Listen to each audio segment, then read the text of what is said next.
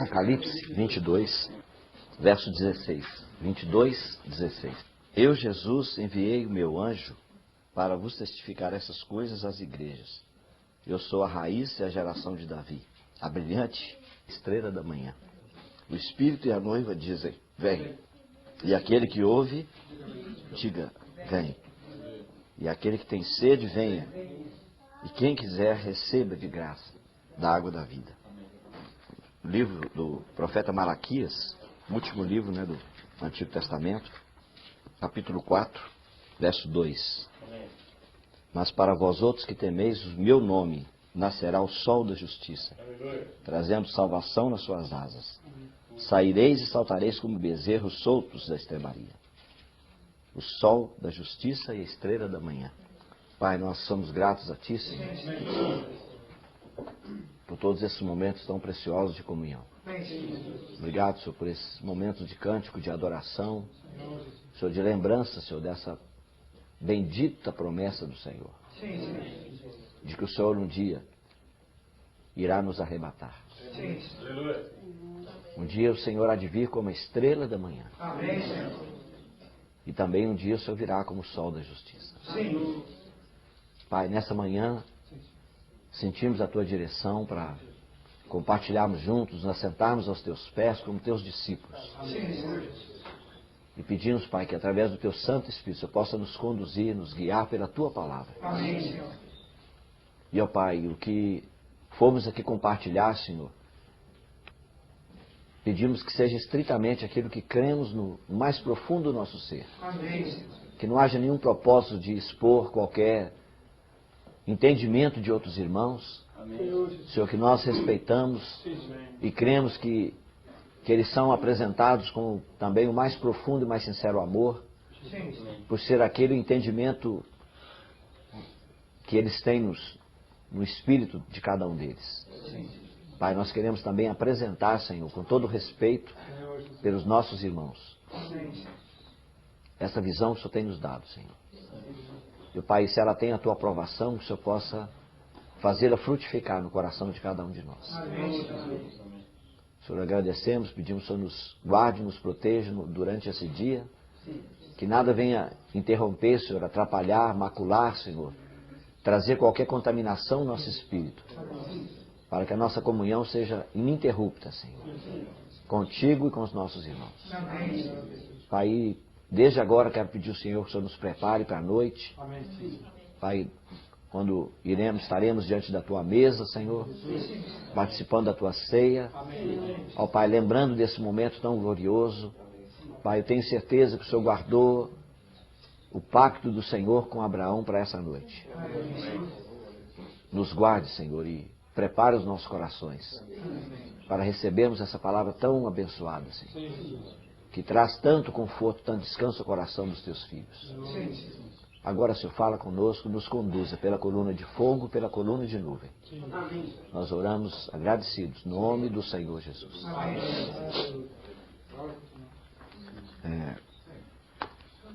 Eu quero deixar bem claro para os irmãos que o irmão comentou comigo, lá do Rio de Janeiro, que ele ouviu um compartilhado do irmão Dino, sobre a escatologia, sobre a volta de Cristo. E esse irmão, ele ficou um pouco assustado, porque ele havia aprendido de outra maneira. E eu me lembro que o senhor deu graça para a gente conversar no telefone, e eu explorei um pouco a inquietação dele, e ele falava comigo, não, irmão, porque o irmão compartilhou assim, assim, assim e tal, e eu falava, pois é, irmão, mas e daí? E ele falava mais um pouco e tal, e querendo dizer o seguinte, que o irmão trouxe uma palavra que era contrária àquilo que eu tinha ensinado para os irmãos. Então eu explorei bastante, que é um irmão muito precioso, é o irmão Vitor, sabe? Eu posso falar o nome dele, que eu tenho certeza que ele não ficará aborrecido se ele ouvir essa mensagem, E então depois que ele tinha comentado bastante, não no mau sentido, mas dizendo, não, irmão, como é que fica agora? Porque o irmão pregou desse jeito, agora um outro irmão vem e prega dessa forma. Então eu pensei, irmão, antes de você ouvir essa palavra desse irmão, qual o seu conceito dele? Como é que você tinha esse irmão? Qual é o seu conceito? Eu falei, não, um homem de Deus, um irmão precioso. Eu falei, então, continua crendo assim. Essa interpretação dele não tem nada a ver. Certamente a dele esteja certa, a minha esteja errada. Ele levou um choque do outro lado. Então, irmãos, é a lição que a gente tem que aprender essa. Né? Eu estou tentando escrever, colocar no papel o que eu vi do Apocalipse. Né? E eu acho uma ousadia muito grande, porque tendo um Christian Shen pela frente, um Stephen Cohn acima do Christian ainda, e eles não escreveram nada sobre o Apocalipse assim diretamente do livro, é uma soberba muito grande da minha parte. Né? Mas eu estou, não sei, acho que eu vou levar uns puxão de orelha, mas acho que eu vou fazer.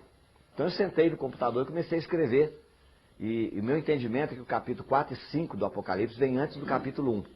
E isso eu aprendi com o irmão Stephen Cohn, ele pensa assim também. Então eu escrevi o capítulo 4 e 5 e 1, 2 e 3.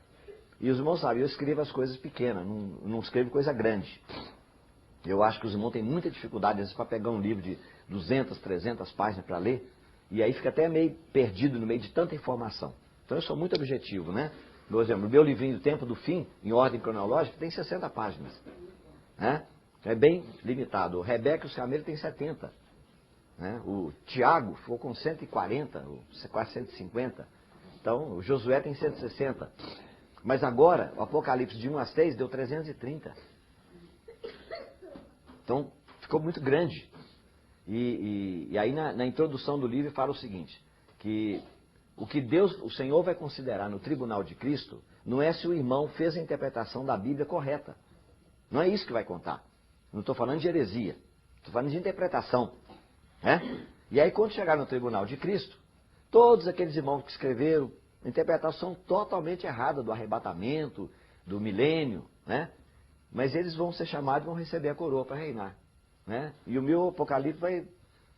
O Miguel vai chegar e soltar assim na fornalha e falar, ó, madeira, feno e palha. Porque a minha interpretação estava certa. Tá vendo? Aí o irmão perguntou, por que, irmão? Porque o meu espírito estava errado quando eu fiz. E o daquele irmão que escreveu certo, o espírito dele era correto. Ele escreveu porque ele amava o Senhor, amava os irmãos, e aquele era o entendimento dele. Eu escrevi para o pessoal ver como que eu conheço o Apocalipse. Então é madeira, feno e palha. O dele é ouro, prata, pedras preciosas. Então, irmão, falando isso, eu tenho liberdade para expor para os irmãos meu entendimento, né, do que seja o arrebatamento para o céu. Estou crendo, irmão, porque eu não preparei nada. Estou chegando aqui, ó, por isso que eu trago minhas transparências. Precisou ter uma pasta ali, ó. Dá para a gente passar 1 ano ou 2 ali com aquela pasta ali, compartilhando as nossas heresias aí, né? Bom, já que os outros não... A gente convida para pregar, o pessoal não quer. Né? Ó, o Juvenal está aí hoje, está aí, mas lá, sentadinho lá. Né? Então tem que soltar aí para os irmãos, né? Então, irmãos, é apenas uma sugestão, né, que a gente está apresentando para os irmãos, e cada irmão deve ter o direito de escolher. Né? Eu acho que essa interpretação aqui está melhor, essa aqui está melhor. Né? A gente sempre conta aquela história dos calvinistas e do arminiano, né, que o irmão Christian contou para nós. É o irmão que cria que Deus escolhe e o outro diz que é o homem que escolhe. Os dois brigaram a vida inteira, Augusto Toplady e o Charles Wesley. Charles Wesley era arminiano, cria que perde a salvação. E o Toplady não cria que não perde a salvação.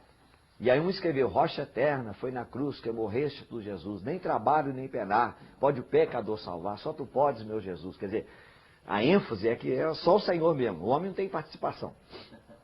Aí o Charles Wesley escreveu o outro hino, né, se eu não me engano é amante de Jesus, amante de minha alma, que ele diz que somos nós que escolhemos a ele. E se nós escolhemos, nós também podemos rejeitar. Aí o irmão Christian, né, querendo mostrar para os irmãos como é que Deus trata essa situação, ele diz que descobriu nos muitos inários, como esse que os irmãos usam, né? Lá que ele tem em inglês e talvez, não sei se ele lê alemão também, deve ter quase uma centena que ele falou de inários. E aí ele começou a examinar vários. Então ele diz, vamos dizer que esses 80 inários que ele tem, ele descobriu que em vários deles, esses 2 hinos estão colocados, um na página 90 e outro na página 91. E aí quando você fecha, né, os dois ficam se beijando ali. Um de frente para o outro. Estão mostrando o seguinte, ó, o Senhor quando chegar lá vai julgar. Né? Por exemplo, você encontra um irmão que é presbiteriano, ele batiza com água na cabeça. Tá vendo? Mas quando chegar lá no tribunal de Cristo, ele ainda pode ganhar galardão. Porque ele creu, aquilo era a fé dele. Era o entendimento dele. Ele não deixou o batismo por imersão, né, por picuinha. Não, porque minha mãe batizou por imersão, foi meu avô também cria assim. Bom, e aí é errado. Mas se ele realmente crê que o batismo é daquela forma, então a Bíblia diz o quê? Tudo que não é de fé é pecado. Tá vendo, irmão? Então a gente tem que ter um certo cuidado, porque quantas coisas que eu olho para trás, e eu olho e vejo quanta coisa que eu criei antigamente, que hoje eu não posso crer mais. E naquela época eu era sincero, de coração, eu pus minha mão no fogo. Né? Porque eu fui batista tradicional, daqueles bem papo amarelo mesmo. Ferrenho mesmo, daqueles da igreja batista da mesma fé e ordem. Se fosse de outra fé, pode ser batista, mas se for de outra fé e ordem, não tem conversa. Era renovado? Não, você está fora. Não pode participar da mesa. Mas mudou. Né? Então essas coisas vão mudando. Então, irmãos, olha, eu creio que essa questão do arrebatamento, né? Os irmãos podem ver que são muitas as coisas na Bíblia que o Senhor deixou, sabe, de certa maneira, incógnito. É difícil. Por exemplo, se eu sentar com você e fizer um estudo, não estou dizendo que esse é meu entendimento, não. Não é meu entendimento, deixo bem claro para os irmãos. Mas se eu sentar com você, eu provo para você no Novo Testamento que língua estranha nunca foi uma língua que ninguém conhece. Eu provo para você. Tá vendo? E, no entanto, eu não tenho coragem de falar nem de pregar para os outros que a língua estranha, a língua na Bíblia, é uma língua que é conhecida. Ela é estranha para a pessoa que fala. Tá vendo? Eu posso provar para você, na Bíblia, no Novo Testamento. Mas eu não prego. Porque eu não tenho segurança, sabe? Eu chego perto de determinados irmãos que eu respeito e eles têm essa prática. Eu nunca falei, já orei, já pus a boca até no pó pedindo ao Senhor para me dar, mas Ele não me dá. Né? Já pedi sinal para o Senhor de todo jeito, ô Senhor, me dá uma luzinha só no céu, assim, passando. Né? De chegar assim, ô Senhor, me mostra uma luzinha, pelo menos passando, para me saber que o Senhor está me respondendo, mas não me manda luzinha, nem vagalume. Então, é a minha parte. Né? Já tem outro irmão que ele chega, não orei o Senhor assim, passou aquela luz, aquele carão. Né? Deus responde a cada um. A mim, Ele nunca me deu. Tem que caminhar pela fé mesmo, não tem sinal nenhum. Não tem luzinha nenhuma. Também nunca tive uma visão, nunca falei em línguas, nunca, nada. Né? Talvez por isso que eu seja tão seco, né? Não sei.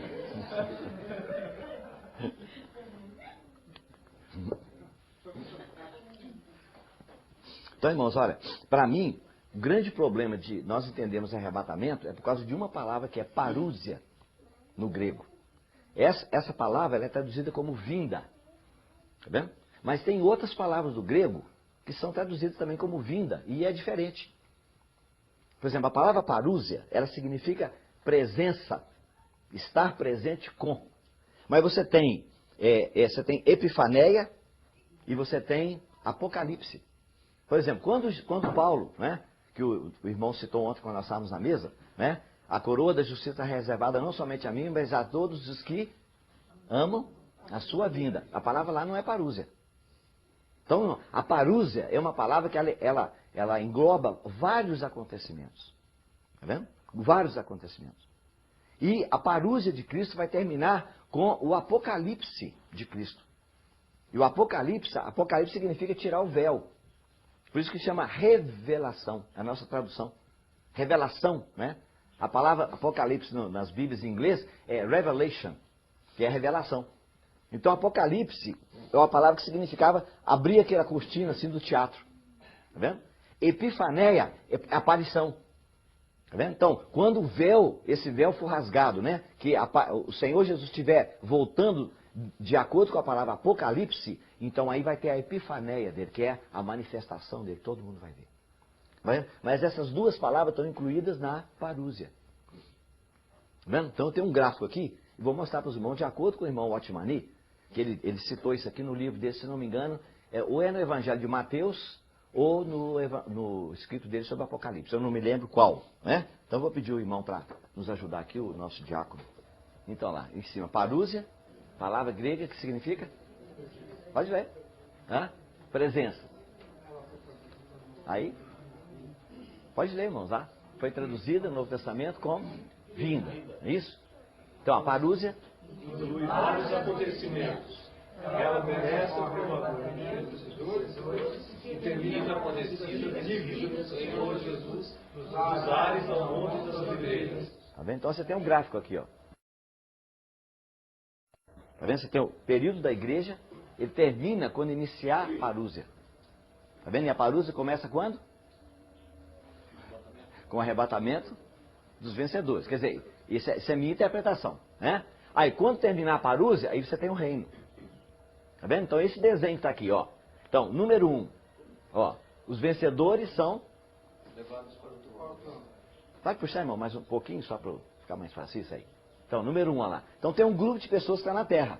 Tá vendo? Então, os vencedores são levados para o trono. Tá lá. Mateus 23... Ah, não é 23 não, é 24. Eu saiu errado ali, ó. Nem tinha visto. Que ele diz lá, 2 estarão no campo, um será levado, outro será deixado. Tá vendo? Então, quando hoje nós falamos que nós estamos esperando a volta do Senhor, aqui não tem volta, não. Aqui tem a ida. Tá vendo? Se você falar que você está esperando a volta, é aqui, ó. Aí você vai passar pela tribulação. Tá vendo? Porque nesse momento aqui, ó, os que estão aqui são levados para o trono. Apocalipse capítulo 12. Filho varão nasceu da mulher, imediatamente é levado para o trono. Então aquele filho varão de Apocalipse 12 não pode ser Jesus, porque quando ele nasceu, ficou na terra 33 anos e meio. Mas lá diz que ele nasceu imediatamente é levado. E quando ele subiu, o que aconteceu? Satanás foi lançado na terra. Mas Satanás está nos ares até hoje. Não é? Paulo escreveu a carta aos Efésios quando? No ano de 60. Mas se foi Jesus que subiu, vamos dizer que seja na ascensão dele, no ano 33 e meio ou 35. Então, quando Paulo escreveu a carta aos Efésios, diz, Satanás é o príncipe das potestades de quê? Dos ares. Então, 30 anos depois, ainda continuava lá. Então, não aconteceu ainda. Tá vendo? Então, os vencedores, aquele filho varão representa os vencedores da igreja. São esses aqui, ó. Eles vão subir e vão para o trono. Então, não é o Senhor que vem, eles é que vão. Tá vendo? Aí, número 2. Lá em cima no trono. Depois de algum tempo... Tá vendo? Então, é isso que está em Tessalonicenses, ó. Ao soar da última trombeta. Tá vendo? Então, aí sim, os que estiverem vivos serão arrebatados a encontrar o Senhor nos ares. Então, ele desce primeiro do trono até os ares, né? E depois, os que estão na terra, os que ficaram, os vivos e os que morreram são ressuscitados a encontrar o Senhor nos ares. Tá vendo? E aí, aqui nos ares, inicia-se o tribunal de Cristo. Antes dele descer naquele cavalo branco que o irmão leu agora mesmo. Ali já é daqui para baixo, ó. Isso. Já estabeleceu. Aí a Bíblia diz que ele desce montado em cavalos brancos e o exército dos céus o segue também montado em cavalo branco. Os vencedores. Tá vendo? Não é anjo não, são os vencedores. Né? E aí então o Senhor vai descer até aqui e vai... Desculpe, eu não li o ponto 3, né? Então, o número 2A, né? Depois de algum tempo, o Senhor desce aí 2B. Os mortos em Cristo ressuscitam e os crentes que ficaram vivos na terra são arrebatados até os ares. olha lá, 1 Tessalonicenses 4, 15, 17.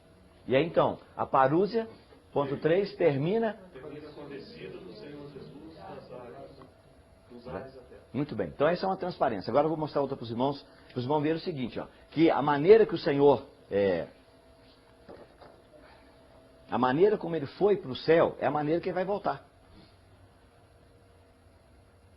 Baixa um pouquinho porque tem um versículo lá em cima, isso ó, Atos 1:11. Lembra quando Jesus subiu, todo mundo estava olhando no Monte das Oliveiras e apareceram 2 varões, e aí então eles disseram, este Jesus que viste subir para o céu, há de vir, assim como para o céu o vistes ir. Como é que ele subiu para o céu? Ele está no Monte das Oliveiras, subiu até onde?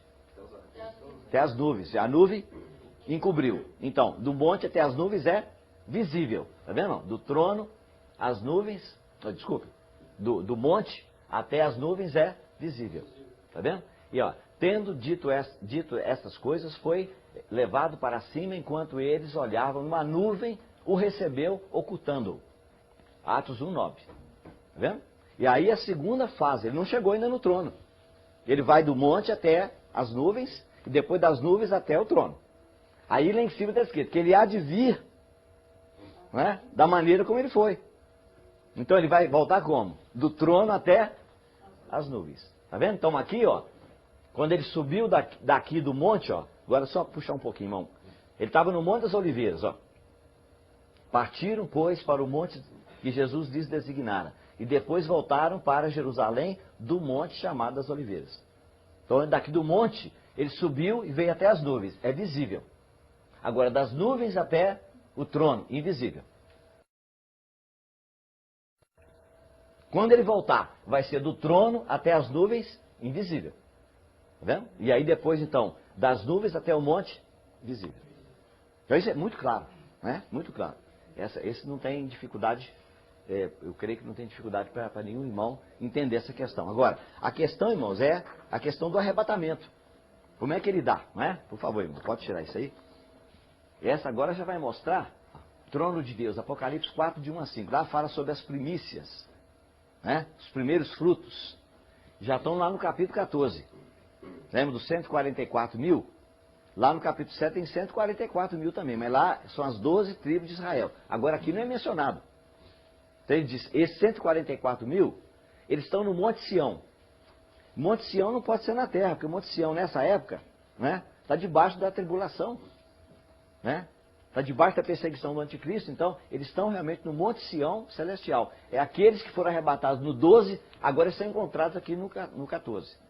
Por que é 12? Por que é 144 mil? Porque é 12 vezes 12. É o nome perfeito do governo de Deus. Certo? Então aqui eu fiz um gráfico para mostrar o seguinte. Que, ó, de baixo aqui, irmão, por favor. Um pouquinho mais. Né?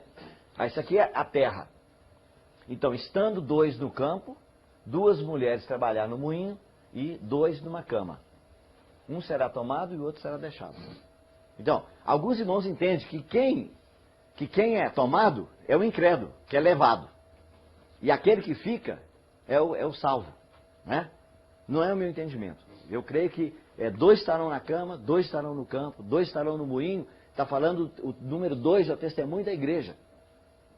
Está vendo? E o número da igreja, irmão, sabe, é 12. Né? 7 é um perfeito temporário. 12 é o perfeito eterno de Deus. O irmão sabe por quê?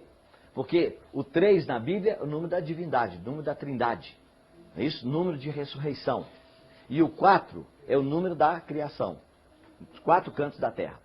Quando você tem 7, é 3 mais 4.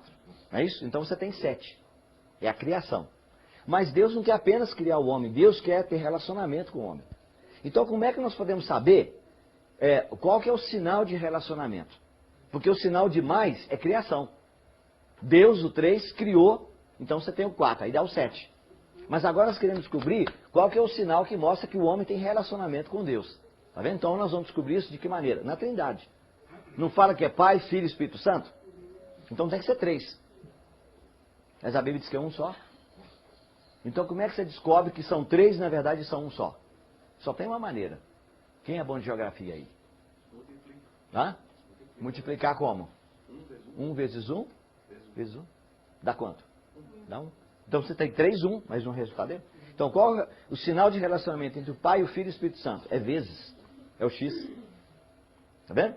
Então quando você coloca o 3 que é Deus com o homem que ele criou que é o 4, vezes, aí você tem o 12. Aí o relacionamento de Deus com o homem. Né? Então, irmão, os 144 mil ali não é os 144 mil da Testemunha de Jeová. Que eles falam, porque já passou do grupo deles lá, já passou. Tem gente que está tentando entrar nos 144 mil, mas não tem jeito mais, que já completou há muito tempo. Já tem 144 milhões. Mas é um número simbólico. Tá vendo? Então, esses são os vencedores, estão ali. Né? Agora, o grande problema, irmão, está aqui. O grande problema está aqui. É que o Senhor disse, eu sou a resplandecente estrela da manhã. Do lado de cá disse, para vós nascerá o sol da justiça. Ora, se você nunca viu, quando você estiver numa noite estrelada, levante mais cedo, de madrugada, 3 horas, 4 horas da manhã, e procure ver se você encontra a estrela da manhã. Ela é linda, sabe? É brilhante mesmo, ela é grande. Mas ela tem uma característica, ela só pode ser vista até que o sol comece a aparecer na montanha. Quando o sol começar a aparecer atrás, os primeiros raios, aí ela some. E eu lembro uma vez que eu vim de São Paulo com o irmão lá de Belo Horizonte, o Dr. Brasil, né? A gente estava dirigindo, né, na estrada, e aí era de madrugada. E aí nós vimos a estrela da manhã, às 4 horas da manhã. Falei, Brasil, olha lá, a estrela da manhã. Vamos ver se realmente é do jeito que que os irmãos falam, que ela vai sumindo, sumindo, sumindo, até o sol aparecer. E aí fomos dirigindo, né? E aí o dia foi clareando. E ela foi sumindo, ela vai diminuindo, diminuindo até sumir. Porque a luz do sol é maior, né? E ela ofusca aquela luz da estrela da manhã. Então, irmão, quando o sol aparece, não tem mais estrela da manhã. Mas Jesus disse que ele vem como estrela da manhã e ele vem como sol da justiça. Tá vendo? E ninguém pode ver os dois ao mesmo tempo, não tem condição. Tem que ver um e o outro. E aí, outra coisa, ele falou também que ele vem como ladrão, e aqui ele vem como a vinda do Filho do Homem, tá vendo? A vinda aqui, ó.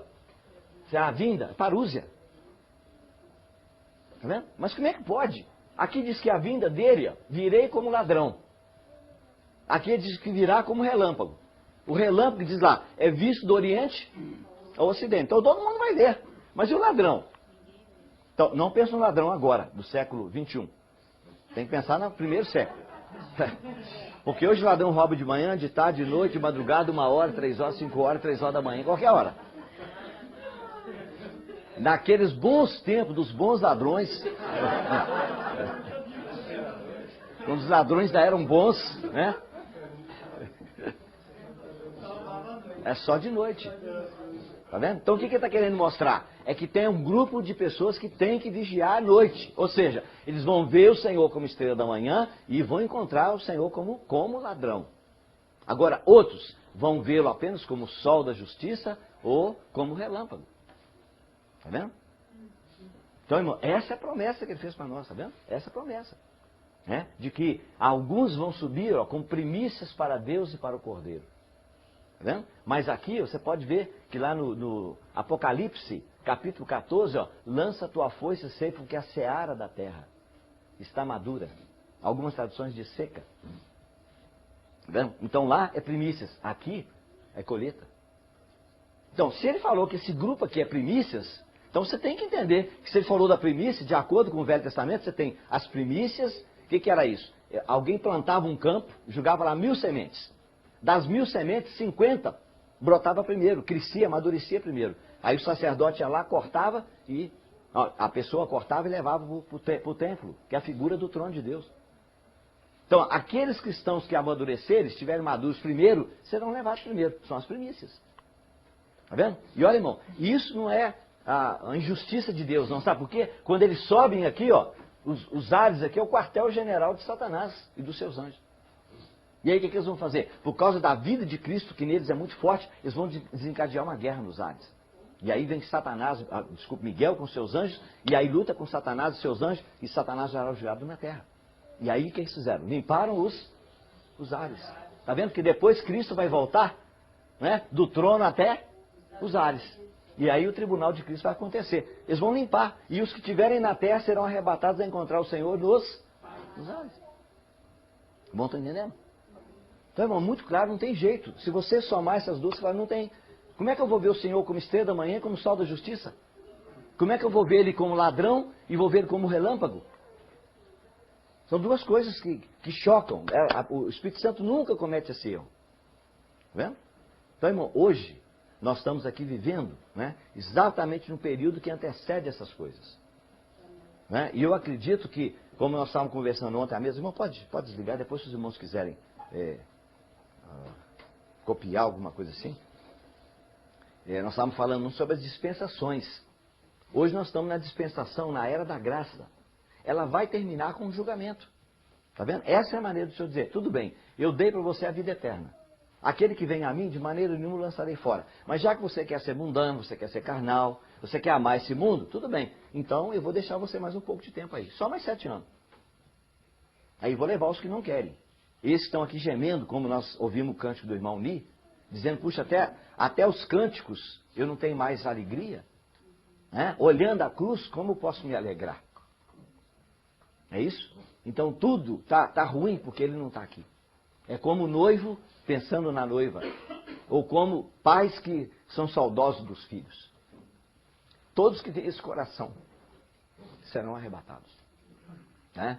Então, irmãos, mas essa dispensação da graça vai terminar também com o julgamento. E o julgamento qual é? É que 2 estarão na cama, um será levado, o outro será deixado.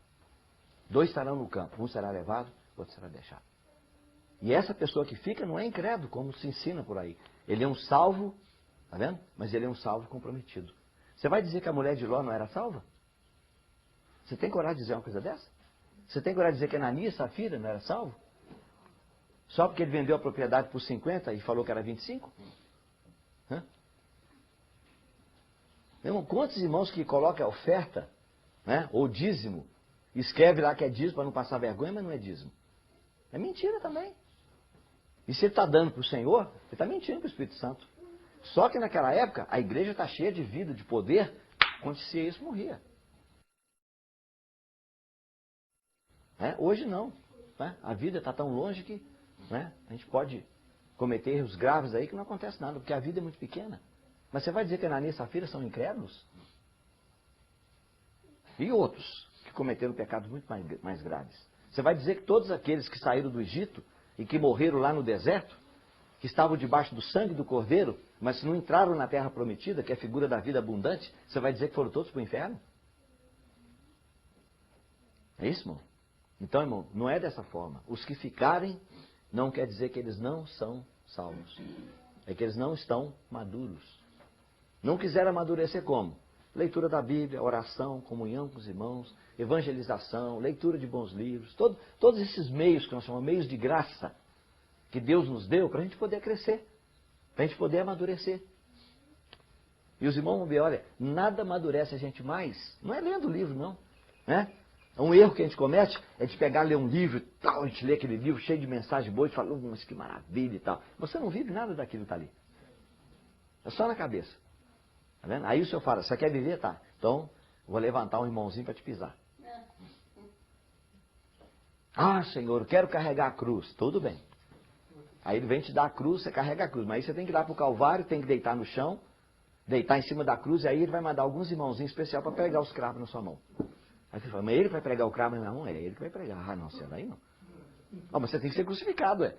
Deitar em cima da cruz não é ser crucificado. É ele que vai te pregar. Ah, mas esse aí eu não aceito, não. E aí, irmão, você roda, roda, roda, e o senhor fala, é esse aí que vai te pregar, é ele que vai te crucificar. Aí alguns, como eu falei, tentam se crucificar a si mesmo. Pega o martelinho, preguinho, prega os 2 pés, prega a outra mão e a direita fica solta lá, não. Ah, são. São os mais santarrões.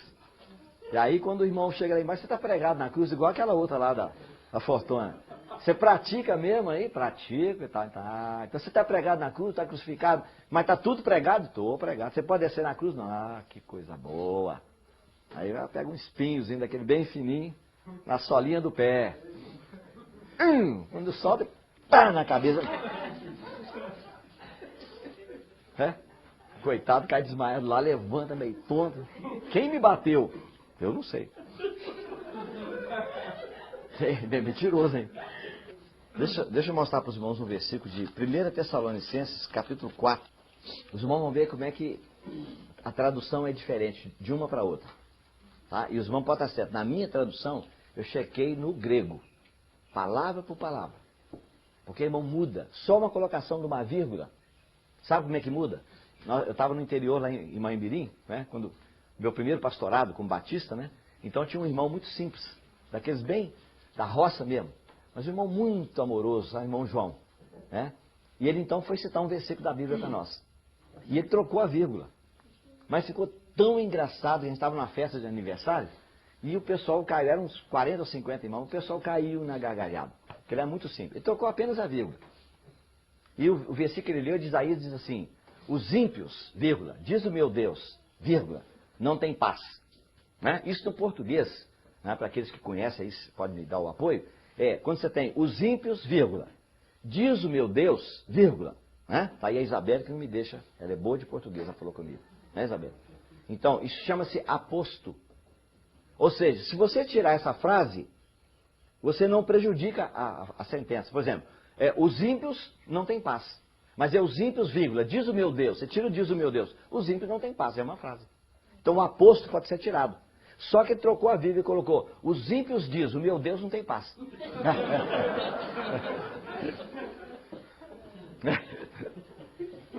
E aí ficou mal pra caramba. Que em vez de ser os ímpios, diz o meu Deus, né? Ou os ímpios não têm paz, diz o meu Deus, né? Que é a mesma coisa. Então ele diz, os ímpios diz, o meu Deus não tem paz. Ele colocou a vírgula depois do diz. Então, irmão, aqui nós temos a mesma coisa, olha só. Verso 15, 4:15. Ora, ainda vos declaramos por palavra do Senhor isto. Aí vamos ver aqui agora. Como é que está na sua tradução aí? Nós, vírgula. Os vivos, vírgula. Os que ficarmos até a vinda do Senhor. Quem tem essa tradução? Nós, vírgula, os vivos, vírgula. Deixa eu ver quantos que tem. Agora vamos ver quantos que tem. Nós os que ficarmos vivos. Tá vendo? Então, irmão, muda. Tá vendo? Por quê? Porque o que é o aposto aqui? Lembra que eu falei? Os ímpios, vírgula. Diz o meu Deus, vírgula, não tem paz. Então, 3 sentenças, não é isso? Aqui você tem nós, vírgula, os vivos, vírgula, os que ficaram. Se você lesse apenas assim, ainda vos declaramos por palavra do Senhor, nós os que ficamos até a vinda do Senhor. Então, esses que ficar até a vinda do Senhor são mortos ou vivos? Hã? São vivos, claramente. Por que ele colocou nós, os vivos? Se os que ficarmos já está dizendo que é vivo. Porque quem não ficou, onde é que ele está? Ele morreu. Porque não é isso que está falando aqui, ó. Não queremos, irmãos, que sejais ignorantes com respeito aos que dormem. Os que morreram. Está vendo? Mas o que aconteceu, irmão? Ele está falando aqui de um grupo que nem morreu, mas nem ficou. Não, pelo rostinho dos irmãos, estou vendo que os irmãos, não, rapaz, tem difícil pra caramba. Hã? Não está entendendo? Porque olha só, se ele dissesse, nós os que ficarmos, preste bem atenção, ele está dizendo o quê? Quem ficou é quem morreu ou quem está vivo? É quem não morreu, ué. Quem não morreu está vivo. Está vendo? Ficou o quê? Ficou, ele diz o quê? Até a vinda do Senhor. Está vendo? E aí não entra o problema, que a vinda aqui o que é? É parúzia. Mas é parúzia onde? No início? Não, no fim. É o fim da parúzia. Está vendo? Já é o relâmpago. Aí todos vão ver como relâmpago, vão ver como sol da justiça. Está vendo? É isso que ele está falando aqui. E ele repete outra vez, ó, versículo 17. Depois, nós, vírgula, os vivos, vírgula, os que ficarmos. Por favor, irmão, deixa eu só perguntar. Não quero que você aceite essa interpretação, não. Quero saber se você entendeu o que está sendo falado aqui. Se você não entendeu, pode me perguntar também, irmão. Não ficou claro para mim. Eu vou tentar explicar outra vez, só para você ver. Porque, irmão, esse aqui é um versículo-chave. Está vendo? Esse é um versículo-chave que o irmão ali pega para explicar isso, se não me engano, no Evangelho de Mateus, né, que não foi traduzido ainda para o português. E tenta mostrar isso aqui de maneira muito clara. Dizem, ó, irmãos, o Espírito Santo não gasta palavras. Porque Jesus falou que toda palavra vã que os homens disserem vão dar conta dela no dia do juízo. Como é que ele pode colocar uma palavra que não tem sentido?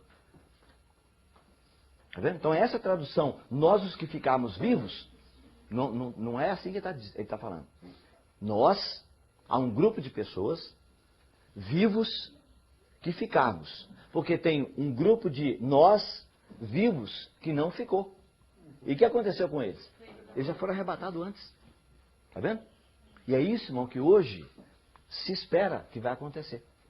Está vendo? E essas pessoas quem são?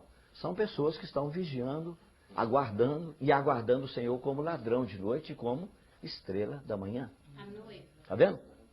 Não, a noiva, na Bíblia, a noiva engloba todos os vencedores de todas as épocas. Você imagina, se a noiva só é parte da igreja, como é que o Abraão vai entrar? E aí o Abraão esperava o quê? Diz Hebreus lá, ele aguardava a cidade cujo artífice e construtor é Deus. Mas que cidade é essa? Só existe uma que é Nova Jerusalém, é a noiva. Está vendo? Então todos, olha, da igreja, nenhuma pessoa que viveu antes do Pentecoste, né, ele participa da igreja. Porque a igreja nasceu no dia de Pentecoste. Mas a noiva, ela começa desde lá, porque foi a figura que o Senhor deu do Adão casando com Eva. Olha só, irmão. Adão casou com Eva. De onde é que vem a Eva? Né? Pensando, presta bem atenção, da costela. Então, é do corpo. A noiva é tirada do corpo. Entendeu? Figura? Ó, Cristo não é a cabeça? A igreja não é o corpo, mas a noiva é um pedaço só. Né? Não vai englobar todos. Então, irmão, a noiva é um privilégio especial. Tá vendo?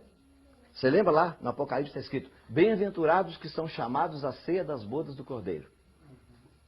É a noiva que está sendo chamada? Não. Você já viu? Convite, né? O dia que a Isabelle for casar, né? Que não vai demorar muito, porque o pai é ciumento pra caramba. Né? O dia que ela for casar, né? Então tá lá assim: convidamos para o casamento, né? De fulano de tal, né? Do Leonardo. Né? Guarda esse nome que pode acontecer, né? Às vezes a gente fala o nome e já existe, né? Ela ficou meio vermelha. Então, o Leonardo vai casar com a Isabelle. Convidamos a Isabelle para participar das bodas. Ah, mas a Isabelle é a noiva. Vai lá, diz, irmão, os bem-aventurados que são chamados a ser das bodas do Cordeiro. Boda do Cordeiro sem noiva? Bodas para ter, tem que ter o noivo e a noiva. Mas a quem são chamados? Tá vendo, irmão? Ele é chamado só, mas não. Então, irmão, a gente tem que ler, ó, com cuidado. Tem que ler com cuidado a palavra de Deus. Tem coisinhas que estão escondidinhas ali que a gente passa por cima, sabe? Apocalipse 19, 9. Então me falou o anjo: escreve: bem-aventurados aqueles que são a ceia das bodas do Cordeiro. Então o que é bodas do Cordeiro? Não é boda, não é casamento? Então casamento é de quem? Do noivo e da noiva. Então quem que é chamado? A noiva não pode ser chamada. Alguém chega na porta da noiva e diz: vim trazer um convite seu das bodas do Cordeiro. A noiva. Bom, mas eu sou a noiva. Não tem sentido, né? Então alguém além da noiva está sendo convidado. Nós vamos querer mais uma prova mais forte? Salmo 45. Tá, irmão, por favor, viu? Ninguém é obrigado a aceitar isso não, viu? Pode acabar de ouvir, não te serviu aí, põe de lado. Verso 13. 45, 13, Salmo. Como é que diz? Toda formosura é a filha do rei, no interior do palácio. A sua vestidura é recamada de ouro. Isso, em roupagens bordadas, conduzem-na perante o rei. As virgens, suas companheiras que a seguem, serão trazidas à tua presença. Opa, já tem virgem aqui? Está levando a rainha? Filho do rei? E o que mais, irmão? 15. Serão dirigidos com alegria e regozijo, entrarão no palácio. Antes um pouquinho, desculpe. Verso 11. Então o rei cobiçará a tua formosura, pois ele é o teu senhor. Inclina-te perante ele. E o que mais? A ti virá, trazendo o quê? Donativos. E os mais ricos do povo. Olha, irmão, tem um pessoal aqui de Tiro, ó. Lá no Velho Testamento, lá levanta a lamentação sobre o rei de Tiro, que fala até sobre Satanás lá, ó. A origem, né, que diz que é a origem do Satanás. Então tem o pessoal de Tiro aqui que vai estar presente nas bodas lá, ó. Isso é a palavra de Deus, né? Tá vendo, irmão? Tem mais alguém, irmão, que não é a noiva. Tá vendo? Tem mais alguém que não é a noiva. Agora, escuta só. Qual que é o segredo, irmão? Preste bem atenção. Quando nós convertemos, a palavra de Deus diz que nós recebemos uma roupagem. É isso? Nós falamos que é a veste de Cristo. É isso? E lembra de Isaías, fala: o Senhor me vestiu com vestes de salvação. Tá vendo? Então olha só, irmão. Quantos tipos de veste que a noiva aqui vai aparecer perante o rei? Olha, repara para você ver. Verso 13 e 14. Toda formosura é a filha do rei no interior do palácio. A sua vestidura é o quê?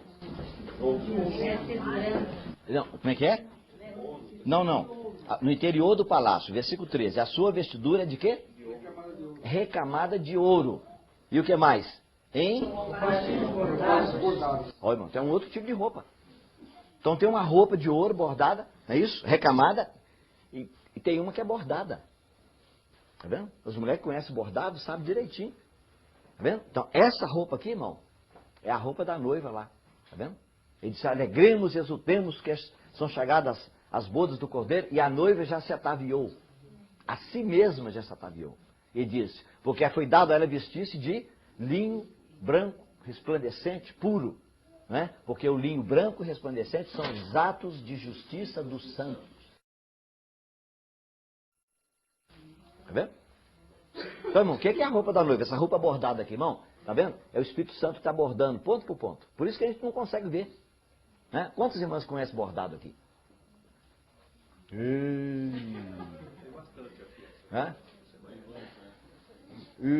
Na cozinha lá tem muita gente lá. Ó. Tem outra lá. Mano, os irmãos conhecem, né? Pode não saber fazer, mas sabe. Bordado, não é isso? Quando você olha o lado do avesso, não é bonito igual o lado direito. É isso? Hoje, irmão, nós só conseguimos ver o lado avesso que o Espírito Santo está bordando.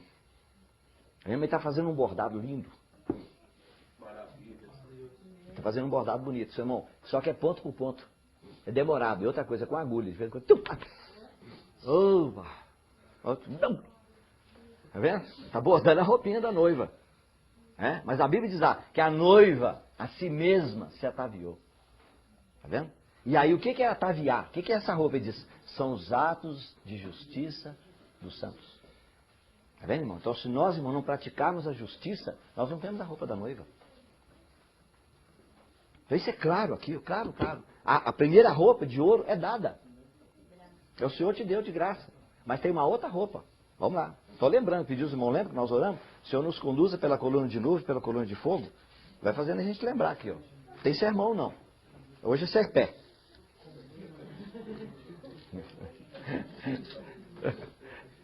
Cansado de sermão, né? Ai. Na igreja de Sardes. E olha, irmão, interessante, porque é exatamente a igreja que representa o protestantismo, né? A grande maioria, né, dos filhos de Deus estão espalhados. Olha só o que ele vai falar.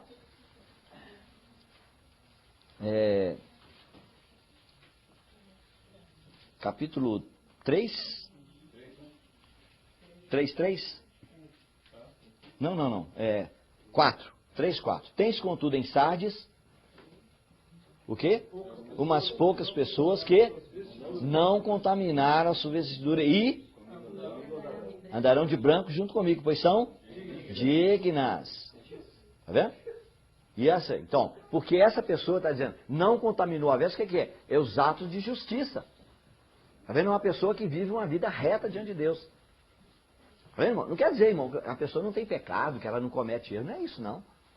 Sabe? É que você tem, no centro da sua vida, a vontade de Deus tem que estar estabelecida. Na periferia pode ter problema. Está vendo? Na periferia, você encontra muitos irmãos, você fala, naquele irmão ali, você olha para ele lá, para ele o viver é Cristo. Mas você vai dizer que ele não tem erro, que não tem falha? Poxa vida.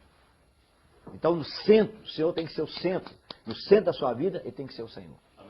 Está vendo? E aí, você está andando de veste branca.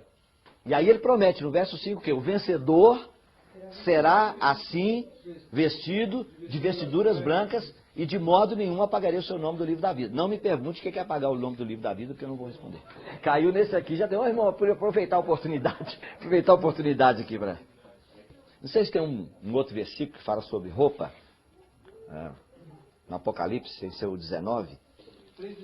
3:18? Do Apocalipse? Tá. Eu entendi do Eclesiastes. Então, lê, por favor, pode ler para nós. Que de mim compres ouro refinado pelo fogo para te enriqueceres, vestiduras brancas para te vestires, a fim de que não seja manifestada a vergonha da tua nudez. Isso aí. Tá vendo? Então, é isso que nós estamos vendo. A Laodiceia representa o estado do cristianismo geral hoje. Então, o que eles precisam? De ouro purificado no fogo, que é a fé. A fé é provada pelo fogo. Precisa de colírio para ungir os olhos, que é a unção do Espírito Santo. Para poder ver, revelação. E veste branca, porque para não aparecer a nudez. Então, essa veste que está falando aí, irmão, tem nada a ver com os vestidos de salvação que Isaías 61 fala. Que o Senhor Deus nos deu. A roupa de ouro, recamada de ouro. Essa é dada. Mas em cima daquela, você tem que colocar a roupa bordada. E se você não tiver essa roupa bordada, é aquela parábola que Jesus contou do homem que entrou nas festas das bodas e chegou, olha, como é que você entrou aqui sem ter a veste nupcial? E eu também, eu digo para os irmãos, eu não sei explicar o que o senhor quis dizer daquela pessoa ter chegado a entrar naquele ponto ali. Se algum irmão souber, por favor, depois da reunião me explica, porque eu gostaria de aprender. Se você tem alguma ideia, né, sobre isso. Então os irmãos estão vendo, é interessante. Agora, vamos ver aqui no Eclesiastes. Eu não me lembro exatamente onde está o conselho dele, que sejam sempre alvas as tuas vestes. 9:8, né, irmão? Obrigado. Em todo tempo, sejam alvas. Os irmãos sabem, alva é branca. Tá vendo? Bem alvejada, né? Óbvio quando você fala alvejado, né? Então, se tivesse dono da fábrica Omo aqui, eu ia falar da Omo para ver se ganhar um cachê, mas não tem ninguém. Então lavar a roupa com Omo, né? Que é um bom sabão. Então aqui, irmão, quer dizer que o Espírito Santo, tá vendo? A palavra de Deus, o sangue do Cordeiro, né? Então está alvejando. Lembra lá do Apocalipse, fala, eles alvejaram as suas vestes no sangue do Cordeiro. Tá vendo? Não é só que você recebeu, mas você alveja, você branqueia. Você dá, sabe, aquele branco puro, resplandecente como linho, finíssimo. E aqui ele diz, uma coisa é que sejam alvas as tuas vestes. Não está vendo? A veste na Bíblia sempre aponta para a conduta. É a nossa caminhada, a nossa vida diária. Está vendo? Porque é a roupa. Por isso que ele fala, o linho fino da noiva são os atos de justiça dos santos, não de Cristo. Mas é nossos atos de justiça. Então aqui está falando que a nossa conduta deve ser sempre alva. E o que mais? Não falte óleo sobre a sua cabeça. Tá vendo? Então, ou seja, você não pode faltar a unção do Espírito Santo na sua vida. Viu? E quando se fala de unção do Espírito Santo, irmão, não se engane que não está se falando de língua estranha, porque a igreja de Corinto tinha todos os dons e era uma igreja carnal. Não é nada disso. Né? Não estou falando que não tem, você não deve buscar, mas isso não prova que a pessoa é espiritual. Não prova que é espiritual. Eu sempre bato na tecla com os irmãos. Se você realmente quer saber se você está crescendo, olha se você tem amor pelas pessoas, pelos irmãos. Né? E aí você vai descobrir só pela unção do Espírito. Lá, o amor de Deus está derramado em nosso coração pelo Espírito Santo que nos foi dado. Né? E aí tem a necessidade do quebrantamento. Vocês vão lembrar da Ruth? Né? Quando ela foi sentar nos pés do Boaz, ao conselho que a sogra deu para ela. Também relacionado com a roupa. A conduta dela para encontrar com o Boaz que representa Cristo. Então é muito interessante na Bíblia, você pegar do Gênesis, né? Desde o começo lá, o Adão ele fez uma roupa. Né? Para ele e para Eva de folha de figueira. Mas quando o Senhor chegou no jardim, disse, Adão, onde está? Ele disse, escondi, porque eu estava nu. Mas ele fez o avental de folha de figueira. Olhamos o que é isso? A consciência. Né? Então lá significa o pecador tentando operar sua própria justificação, sua própria salvação. É isso? Aí o Senhor falou, não, Adão, isso aí não resolve. O inocente tem que morrer por você. E foi lá, matou, provavelmente uma das ovelhas do Abel, não desse Abel, do outro. Né? Aí matou o cordeiro, a ovelhinha, né? E aí tirou a pele, porque a pele é tirada do animal. Agora a folha, produto da terra. O Caim tentou oferecer para o Senhor o quê? Produto da terra, está amaldiçoado. Então a religião do Caim é religião sem sangue. E sem sangue não há remissão. Então o Senhor foi o primeiro, o Senhor Deus foi o primeiro pregador do Evangelho. Nunca deu esse privilégio para mais ninguém. Disse, o primeiro a anunciar que o meu filho é o Salvador, serei eu. Então foi lá e matou o cordeiro, que era o próprio filho dele. Tirou a pele e aí vestiu e Adão, agora sim, agora. Quando o Senhor chama Adão, ele vai tranquilamente, porque ele sabe que ele está vestido. Então esse, na Bíblia, chama veste de salvação. Mas agora, irmão, tem a outra veste. A roupa de ouro e a roupa bordada. Que de acordo com o Apocalipse são... Eu estava procurando O texto que o irmão leu, Sim. o irmão fez, 19:14, tem de novo a questão da vestimenta para os vencedores. O texto 19:14. 19.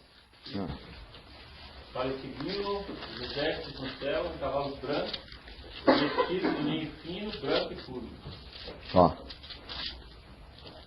Ele vai lembrando um versículo e outro, né? Muito interessante. Os exércitos no céu em cavalos brancos, vestidos de linho fino, branco e puro. Aí, os irmãos também, isso joga direitinho. Muitos pensam que são anjos, mas não. São os vencedores. Os irmãos lembram da profecia do Enoque? Que só Judas mencionou? Né? Ele fala, eis que é vindo o Senhor, eis que veio o Senhor, com milhares dos seus santos. Não é anjo, é com os santos que ele vai voltar. Né? Então aqueles que foram arrebatados, não lembra? Subiram para o trono, então passa aquele período ali dos 7 anos e aí o Senhor desce. Né? Tem um lugar no livro de Crônicas que fala de um grupo de pessoas, de uma família, que se dedicaram a bordar. Deixa eu ver se eu acho. É muito bonito mostrar para os irmãos. Aqui, ó. Capítulo 4 de 1 Crônicas. Sabe, irmãos, é uma maneira que... A Bíblia fica um pouco feia, mas é uma maneira da gente guardar os lugares, é de você escrever nessas beiradinhas, né, na margem. né? Então você vai passando às vezes a palavra, eu sei que é em crônica, mas no seu lugar. Se você tem anotado, você vê lá, opa, apareceu aqui. Eu tenho escrito assim, Asbeia, ou Ashbeia. É uma palavra um pouco estranha, né? Está aí no capítulo 4, e aqui está falando sobre genealogia, né? Os descendentes de Judá. Então, entre os descendentes de Judá, olha só o que o Espírito Santo registrou aqui, no versículo 21. Os filhos de Selá, filho de Judá. Pai de Leca, e Lada, pai de Maressa. Selá também foi pai das famílias da casa dos obreiros em linho. Olha só, irmão. Os obreiros em linho, em Bet-Ashbeia. Tá vendo? Então, irmão, o que significa essa palavra aqui? Bet-Ashbeia. Significa súplica ardente. Súplica ardente. Então, veja. Se eles são fabricantes de linho, tá vendo? E eles são de uma cidade que é Bet-Ashbeia. Significa súplica ardente. Isso dá para nós claramente uma figura. Né? Como é que nós podemos, irmão, ganhar essa veste branca? Só pela súplica ardente. E aqui diz, ó, pai das famílias da casa dos obreiros em linho. Ou seja, eram pessoas que trabalhavam fazendo linho. Então lá diz, a noiva foi dado a ela vestir-se a si mesma. Tá vendo? Essa roupa não é vestida, ela mesma se veste. Porque são os atos de justiça do santo. Então, se nós queremos ter atos de justiça, queremos ter uma vida reta diante de Deus, irmão, só através da súplica ardente. Bem? Bem, eu queria falar para os irmãos só isso. Se os irmãos tiverem alguma dúvida, algum compartilhado, alguma contribuição, por favor. Irmão, sobre vestir-se a si mesmo, é o tomar a cruz a cada dia e seguir o Senhor? Esse vestir-se a si mesmo? Sem dúvida nenhuma, porque quando fala de você negar a si mesmo, então não está relacionado com o pecado. Tá vendo? Mas quando fala de justiça, aí sim. Porque os irmãos sabem, o oposto de justiça na Bíblia é pecado. Mas e o oposto de santo? Porque tem gente que acha que o oposto de santo é pecado. E aí você cria um problema sério. Sabe por quê? Porque Jesus disse, eu me santifico por amor a eles. E Jesus não tinha pecado. Está escrito lá em João capítulo 17? Então, irmão, a origem da palavra santo significa separado. Tá vendo? É uma coisa separada, simplesmente posta à parte para Deus. Mas Deus não fala qual é a qualidade. Né? Olha a igreja de Corinto. Como é que foi que o Espírito Santo se dirigiu à igreja de Corinto? Aos santos em Corinto, né? Chamados... Não, desculpe, deixa eu ler aqui, porque senão eu vou citar errado. 1 Coríntios 1:1. Algumas traduções dizem chamados para ser, mas não tem isso no original, não. A igreja de Deus está em Corinto, aos santificados em Cristo Jesus, chamados santos. Alguém tem essa tradução que diz chamados santos? Tá vendo? Então, não é chamado para ser. Agora, existe o lado de você se tornar santo? Sem dúvida nenhuma, porque está escrito lá em Pedro, sede santos, como é santo aquele que vos chamou. Tá vendo? Então, irmão, inicialmente, toda pessoa que crê no Senhor Jesus, ele é santo. Por quê? Porque ele foi separado. A palavra santo significa separado. Mas foi separado de onde?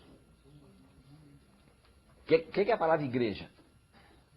Chamados para fora. Então você foi chamado para fora, você foi separado. Agora, em você é santo. Aí sim, aí você tem que ter o fruto da santificação. Então, sede santos como é santo aquele que vos chamou. Sede santos em toda a vossa maneira de viver. Aí entra a santidade no sentido prático. Tá vendo? Então, irmãos, santo na Bíblia, santificado, tem dois sentidos. Vamos ver outro lugar. Hebreus capítulo 10. 10:10. Hebreus 10, versículo 10. Nessa vontade é que temos sido santificados. Então veja, essa construção aqui do português, temos sido, é passado. Tá vendo? Porque é alguma coisa que aconteceu e continua. Tá vendo? Então, essa é a santificação inicial. Tá vendo? Ela é completa. Jesus te separou, tirou você do mundo e você agora é da igreja. Transportou você do reino das trevas para o reino do Filho do amor, do seu amor. Então, você, nesse sentido, você é santo. Ele não está falando aqui dentro, não. Agora, o versículo 14, aí sim. 10:14.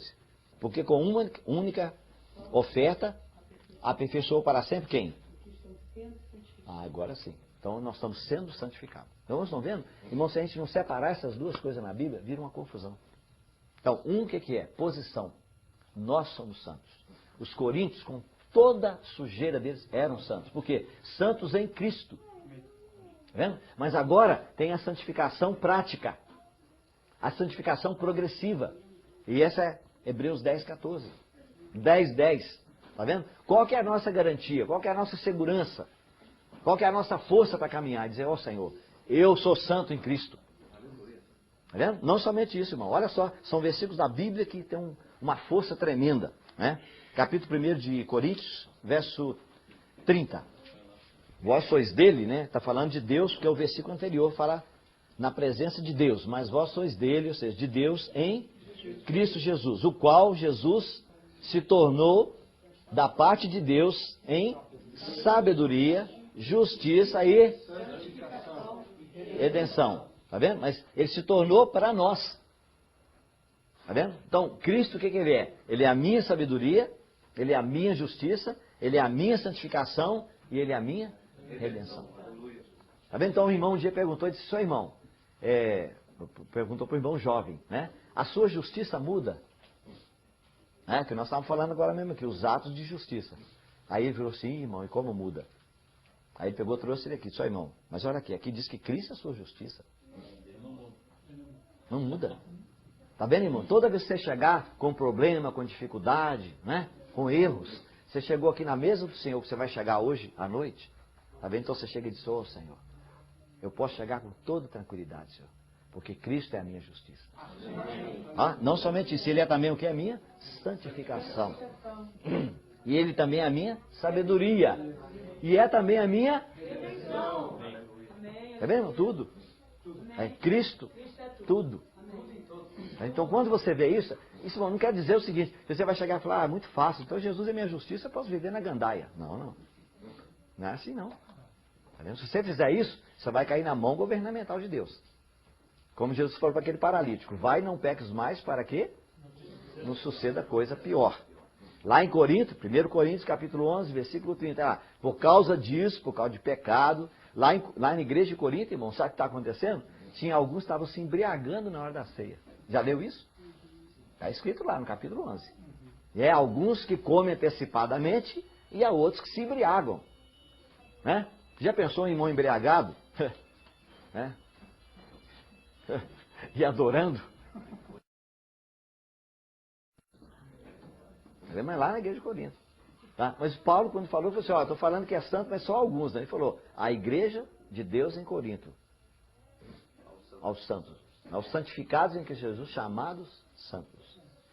Aí alguns tradutores, porque não entendiam isso, falaram, não, esse negócio aqui chamado santo Corinto, não, é chamado para ser. Aí acrescentaram, no original não tem. Então, irmãos, olha, Cristo, tá vendo? Para nós, essa é a nossa segurança. Tá vendo? Ó, tá saindo agora, acho que até o fim do ano, se Deus quiser, estou pedindo ao Senhor para ver se sai até antes do Natal, aí, dia 25, o livro do Levítico, né? Capítulo 11 até capítulo 15. Então o meu Levítico é diferente, ele começa com o capítulo 11. Né? Depois que você vai para o capítulo 1. Mas lá no capítulo 1 a 5 você tem Cristo é nosso holocausto, Cristo é nossa oferta de cereais, Cristo é nossa oferta pacífica, Cristo é nossa oferta pelo pecado e Cristo é nossa oferta pela transgressão, pela culpa. Está vendo? Ele é a nossa oferta. Está vendo? Não está falando da morte dele no Calvário, não. Está falando do resultado da morte dele. Né? Então, por exemplo, o holocausto. Você chega e descobre, puxa, Senhor, eu não sou uma pessoa consagrada, Senhor. Sou uma pessoa tão envolvida, sabe? O mundo me engole tanto, né? Me tira tanto meu tempo. Eu não posso falar que na terra não há quem eu deseje além de ti. Mas você chega na reunião, você não pode ficar batista e dizer, oh, Senhor, mas eu posso te apresentar Cristo como meu holocausto. Amém. E o Pai aceita. Tá vendo? E à medida que você vai fazendo isso, aí Cristo vai sendo incorporado em você. Por isso que você tem a lei das ofertas no livro de Levítico. Você tem não só as ofertas, mas tem a lei das ofertas. Então, por exemplo, o holocausto. O fogo nunca pode apagar no altar. O que significa isso? É que o amor de Deus, que ali o fogo significa o fogo do Calvário. Então o fogo do Calvário tem que queimar no seu coração o tempo todo. E o que é isso? É que você tem que lembrar constantemente do que Cristo fez por você na cruz. É ali que você tem a vitória. Josué está lutando na terra contra o Amaleque, que é a carne. Mas a vitória dele só vem quando Moisés levanta a vara. Está vendo? Moisés é o Senhor Jesus no céu.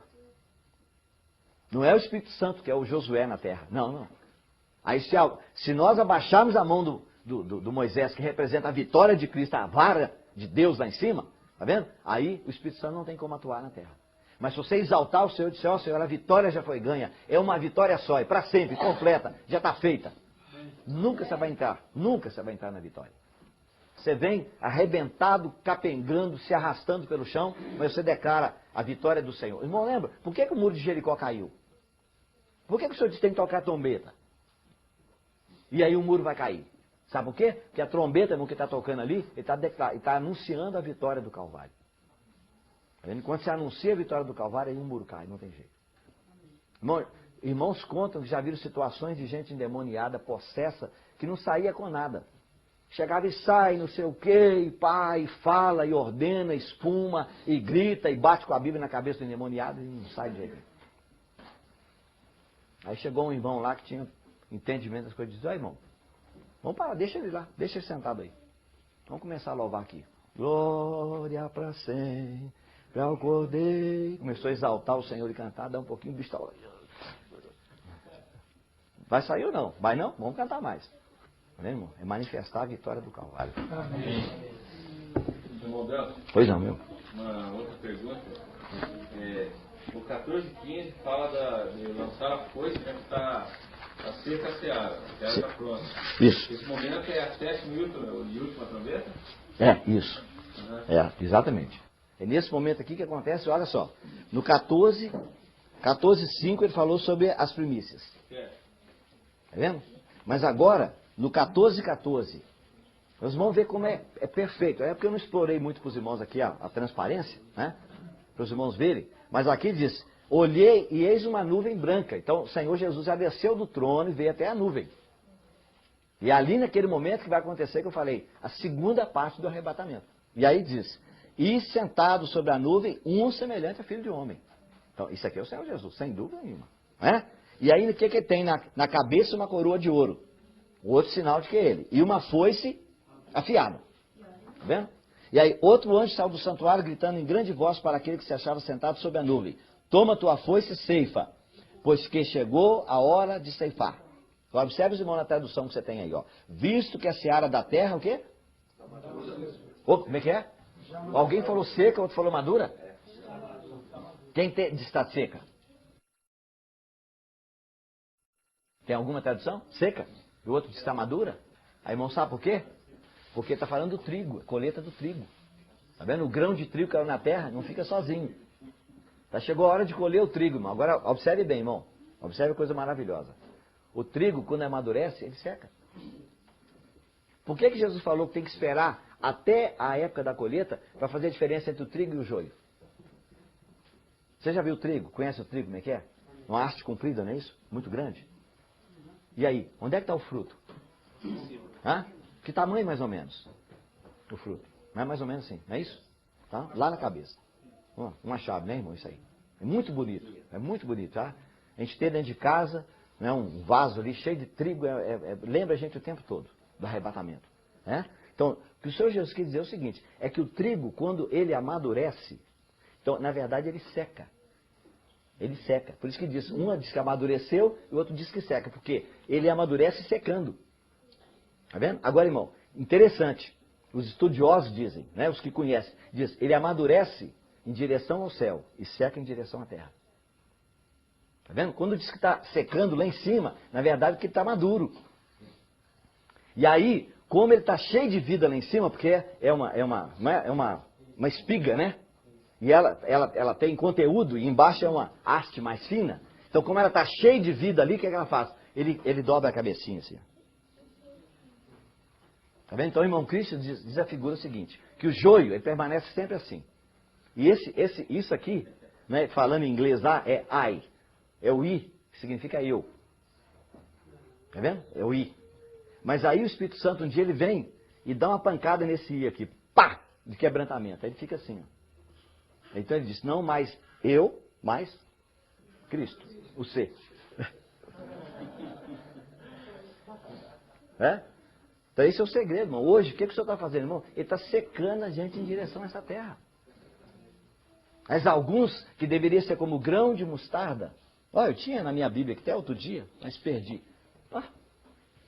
Um pelotinho assim de nada. Mas aquilo ali virou uma árvore. Tá? A pessoa está arraigada nesse mundo aqui, com essas raízes. Aí quando o senhor vier, o senhor, eu quero arrancar, mas está difícil. Aí tem que acionar o Miguel lá para colocar umas dinamite ali para arrancar o irmão que está tão arraigado nessa terra. Então, irmão, se é trigo, tá vendo? Ele amadurece para o céu e seca em direção à terra. E aí quando ele está maduro, ele seca, irmão. O que é secar, irmão? É João 15:5, Evangelho de João. Sem mim. Tá vendo? Muita gente não gosta disso não, mas eu considero esse versículo aí, sabe aquele preparador lá de garapa, né, que enfia a cana naquele moedor, né, um engenho, né? Aí sai do outro lado, né? Aí a pessoa fala, tá bom? Eu falo, não, mais uma vezinha. Melhor garapa é do bagaço. É do bagaço? É. Tá vendo? Então, irmão, isso aí. A gente vai sendo esmagado, parece que você não serve para mais nada, irmão. Tá vendo? Mas é o que o senhor falou. A seara da terra secou, a seara da terra amadureceu. Irmão, quando nós estamos andando com o Senhor, como Ló foi empurrado do lugar onde ele estava. Para sair, teve que ser empurrado para sair. Não é com muita facilidade. Verdade. A gente tem uma identificação muito grande, né? A gente é muito materialista, né? De ver as coisas, né? E isso traz um grande problema, né? Para a gente poder crer no mundo espiritual, crer que o Senhor, né, cuida de nós, né? Quão difícil que é. Quando a gente estuda, por exemplo, sobre a restauração, né, no livro de Esdras, geralmente eu mostro para os irmãos que no início, é que o povo foi levado em cativo para a Babilônia, né? E diz lá no finalzinho do livro de Crônicas, está falando que a casa de Deus foi destruída. Então lá o Espírito Santo registrou da seguinte maneira, dizendo, e agora eles foram levados para o cativeiro durante 70 anos, até que a terra desfrutasse dos seus sábados. A expressão mais estranha. Tá vendo? Eles foram levados para a Babilônia para quê? Para a terra desfrutar do sábado. O que é isso? É porque Deus falou, olha, em cada 7 dias você tem que descansar um. Em cada 7 anos, um. E em cada 50, um. Agora imagine só. O ano 49 é um 7. Porque 7 vezes 7, 49. Se você pegar 7, 14, 21, 28, 35, 42, 49 é um ano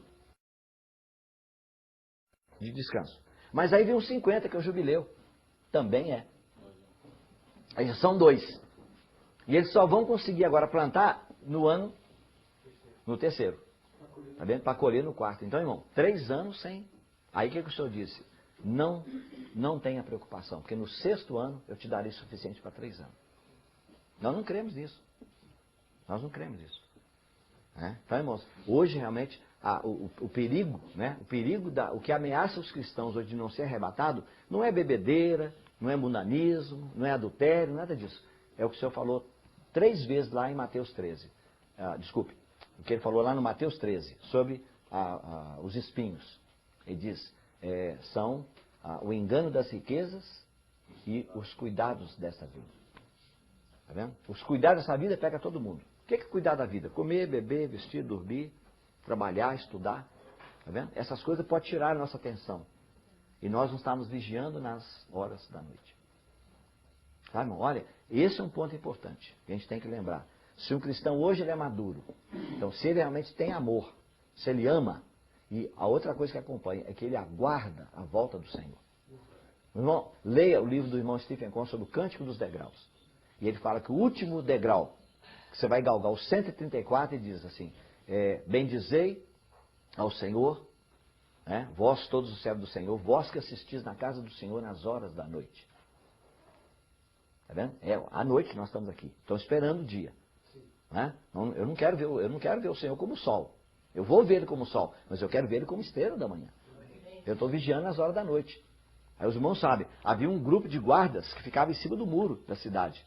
E ficava ali a noite inteira, vigiando. E aí quando, né, os primeiros raios do sol começavam a mostrar que o sol estava começando a aparecer, eles já tocavam a trombeta lá e avisavam todo mundo, porque o serviço agora na casa de Deus vai começar. Então, irmão, isso é uma figura de que o verdadeiro serviço vai começar lá no milênio. Servo bom e fiel, sobre o pouco foste fiel, sobre o muito te colocarei. Amém, irmãos? Amém.